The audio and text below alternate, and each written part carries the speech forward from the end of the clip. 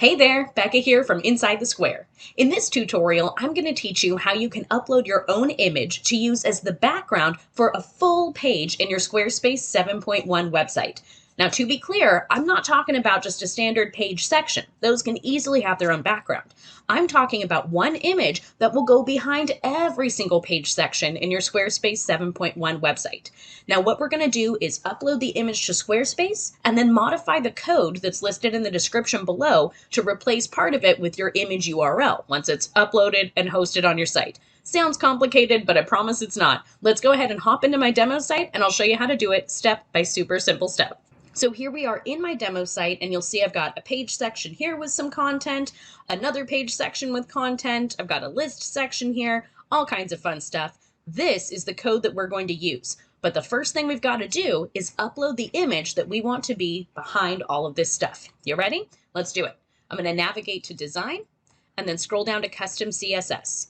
Now at the very bottom of my CSS panel, I'm going to see a button that says Manage Custom Files. I want you to click on that button and then just drag and drop that file from your computer right there into Squarespace. That's going to host the file where the rest of your site is hosted with all the content, so it's going to be in a safe place, okay?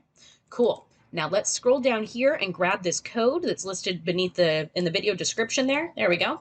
I'm just going to copy this, paste it right here, and we'll scroll up so we can see this magic happen. Right here in the code, in that second line, it says URL here. I want you to remove that, leave those parentheses, click Manage Custom Files, click on the image file, and watch the magic happen. It was a pretty dark image, so we've got it showing up behind all of our content there. You'll notice the inset section, you'll notice the list section, everything gets that background image. Let's talk about these other parts of the code here. I have it set to background cover. You can also say contain.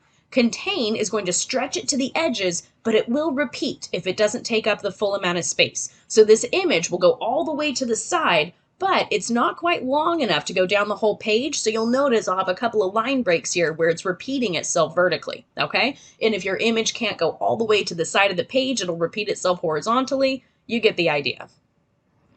Now after that, I've said page section background transparent. If we remove that part of the code, you'll see all of the page sections that were assigned that solid white background color, they're still going to show up. We can't see the image that we added, so we need that code there to make those transparent. And then after that, I've also made sure that the section background becomes transparent. If we remove that part, again, we're going to see that solid background. So really important to leave those where they are. Now here, this one is inset, so that's where we can see it. This had just the page section, but all the other ones had a section background as well. So it's important that you have all of those lines of code.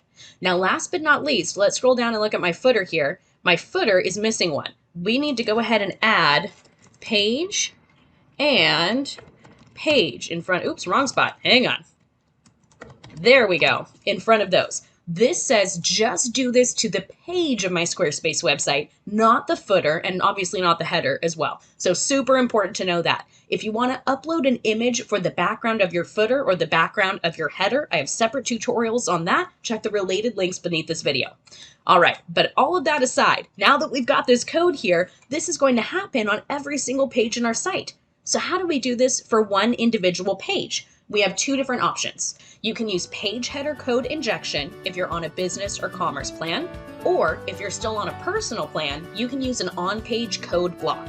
For the business and commerce folks, click on the gear icon next to the page you want to apply this to, select Advanced, and paste the code right there between style brackets. You can have more than one type of code in the page header, so you've got to tell the browser this is a style code by placing it between those brackets there, okay?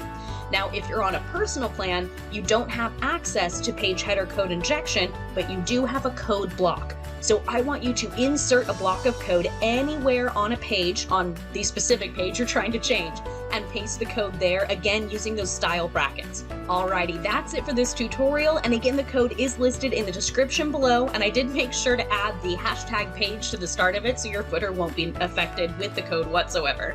So again, thank you so much for watching. I hope you learned something awesome. I post a new tutorial like this every single Tuesday, so be sure to subscribe to my YouTube channel. And most importantly, have fun with your Squarespace website.